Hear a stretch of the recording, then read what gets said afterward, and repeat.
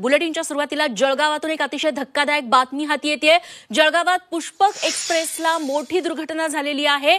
आगीची भीती पसरल्यानं, आगीची अफवा पसरवल्यानं प्रवाशांनी गाडीतून उड्या मारल्या रेल्वे रुळांवरती आणि त्याच वेळी दुसऱ्या रेल्वेनं या रुळावरील प्रवाशांना उडवल्याची माहिती आता समोर येते। त्याची दृश्य आता झी24 तासच्या हाती आलेली आहेत। जळगावच्या परांडा स्टेशन दरम्यानची ही घटना आहे। या दुर्घटनेत अनेक प्रवाशांचा मृत्यू झाल्याची भीती व्यक्त केली जाते।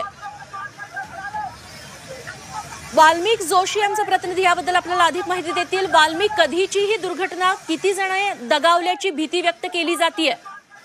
निश्चितच बघायला गेलं तर जळगाव जिल्ह्यात पाचोरा शहरापासून पुढच्याच गावाला असलेलं एक छोटंसं रेल्वे स्टेशन, या ठिकाणी भीषण दुर्घटना घडलेली आहे। या घटनेमध्ये साधारण बघायला गेला तर 5हून अधिक लोकांचा मृत्यू झाल्याच्या माहिती मिळते।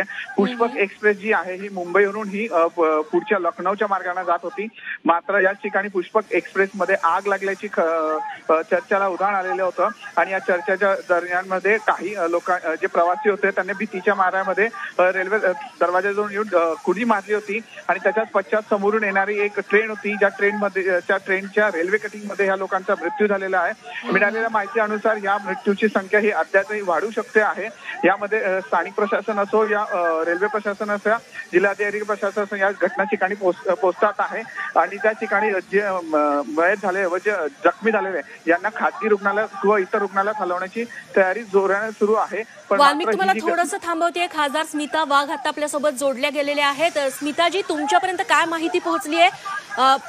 या ठिकाणी रेल्वेची मोठी दुर्घटना झाली आणि अनेक जण दगावल्याची भीती व्यक्त केली जाते जळगावात, आपल्यापर्यंत काय माहिती पोहोचली आहे? विषय असं झाला, मी एका मीटिंग मध्ये होती, मला फोन आल्यानंतर तात्काळ मी त्याची माहिती घेतली तर जवळजवळ 5, 7, 8 लोक गेले असं सांगितलं जात आहे। DRM मॅडमशी पण माझं बोलणं झालेलं आहे, त्यांची पण एक टीम निघाली आणि मी पण त्या ठिकाणी निघालेले आता। त्यासोबतच बचाव पथक, पोलिसांचं पथक आणि आरोग्य पथक तिथे रवाना करण्यात आलेलं आहे का? तुम्ही तसे आदेश दिलेले आहेत?